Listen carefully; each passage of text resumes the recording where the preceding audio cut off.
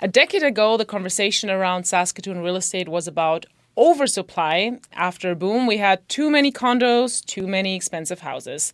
But all that has changed. This week on the show, we're talking housing. And to get a grasp on the state of the real estate market, we are joined now by Joanne Paulson.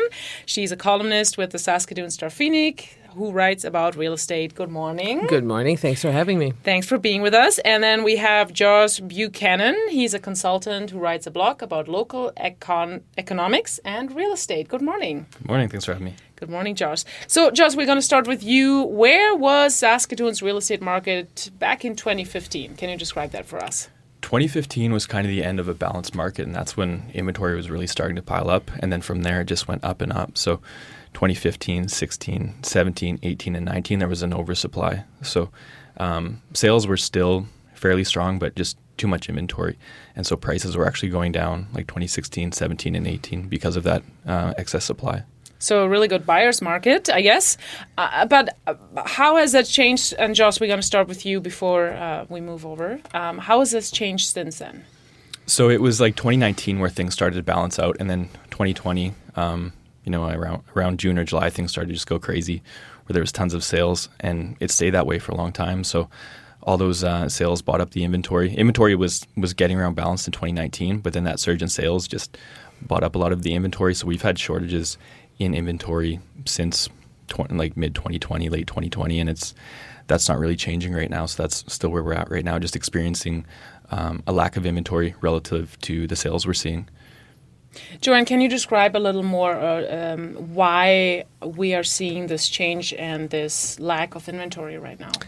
I think this does date back to the hesitancy around building that was probably baked into the market a little bit after the excess overbuilding, and you can't blame people for these things, right? There are no villains here. We had this huge boom, and then we had a commodity crash, and then we had too many houses on the market. Things start to stabilize. Then we get COVID, and there just hasn't been an opportunity to catch up. Some of the post-COVID effects, include things like supply chain issues. So builders were not just, starting to struggle with, not down the road anyway, interest rates. They were having trouble getting stuff.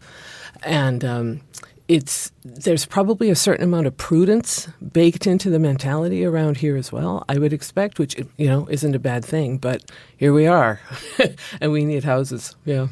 I've heard from a couple of people looking for homes. I don't know about you. Have you heard from folks looking, and have they told you, have they described how hard it is to find a place for buying or renting? Any of you? Yeah, I haven't talked to a lot of human beings on the ground, so to speak, a couple of agents. But, I remember talking to one gentleman who thought he had a deal on a house. He was overpaying for it for a significant amount, but he was happy. It was good size for his family, and he was ready to move in. And then they pulled it off the market. They just pulled the rug right out from under him. Not really sure how they managed that, but the deal was done, and there he was looking again. And we don't know why they did that, but I expect they thought they could get even a higher price or something like that. We are seeing multiple bids on houses again this month. I guess I'm speaking of April. Mm-hmm. Things are definitely becoming competitive out there. And I think that despite the drop in sales that we have seen over the last several months, we would see more sales if there was more inventory. And there's a lot of not very good inventory, right? Yeah, we heard about some of the inventory on the lower price from our guest earlier, talked about the struggles for refugees finding homes. But what kind of real estate you were just describing, what kind of real estate are we talking about? Is it affordable housing, luxury housing, or both? We're talking about everything, I would say, except luxury housing. Luxury housing is actually doing okay. It's not booming. But the prime, the sticking point here is the affordable family home with 3 bedrooms. Mm-hmm. That is the sticking point, and that's what's not going into the ground. There's actually quite a bit of rental being built, but that isn't going to be enough to satisfy supply. So you can't say, oh, well, I'll just, move into an apartment for a while and keep looking, because they're not there either. Boardwalk REIT, I think, announced in April that its vacancy rate was 0.7%. Wow. That is well below balanced. Josh, I have a question for you. Weren't rising interest rates supposed to slow down the market or cool it off? So why hasn't that happened? Yeah, they were supposed to, and they did a little bit, more so in the bigger centers like Vancouver and Toronto. Saskatoon a little bit, but not that bad. I think the worst month was November, where sales numbers dropped year over year by like 35%. But that was the worst, and they've kind of bounced back. So it did slow down sales numbers, but it really only slowed them down to where we were prior to the pandemic. So we're kind of just back to normal now. And Josh, I've read both. You both have been writing about this, and you've also written about potential solutions. Josh, starting with you, what are some of the solutions you think might maybe help to deal with this situation right now? Well, there's a bunch of different ones. The most obvious would be just to build. Like, we just don't have enough inventory right now. But more specifically, when it comes to building, I think there are some ideas that could work. Obviously, just I think there's a lot of areas in the city that are kind of sitting empty, and properties could be built there.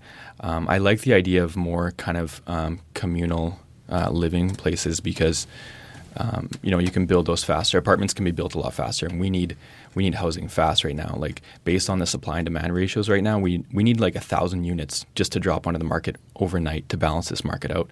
And Joanne made a good point because she said there would be more sales if there was more inventory, and that's the case. There's a lot of like active buyers out there, or buyers that are willing and capable, and they just can't find anything, so they stop trying to buy. So one of the quickest things would be just to build more multi-unit places. I like the idea of communal living.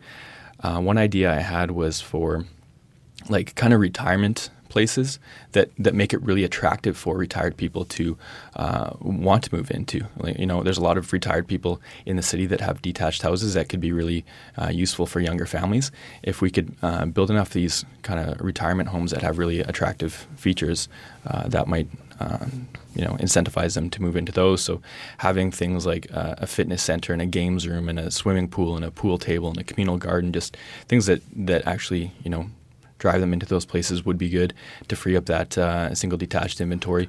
But not just for retired people. There are benefits to that too, especially for the ones that are traveling and stuff. It makes it easier if you're living in an apartment. But even for younger people too, like young professionals, if they don't have kids, just apartments that are more communal based, where maybe you're sharing a few more amenities, and that can allow the purchase price of those properties to be lower without driving down prices for other properties in the market. So that would be one option. I have kind of a list of solutions. Yeah, too. I can see that. And Joanne, you have been nodding along to this. I think his solution, I think this is brilliant. I think that there needs to be a new place for seniors that is somewhere between the massive family home and the care home. There's so many healthy seniors, but they need some support and they need somewhere to go, and that would indeed open up inventory. And we need to build. And that's really where the interest rates hit the market, right, was on the building side.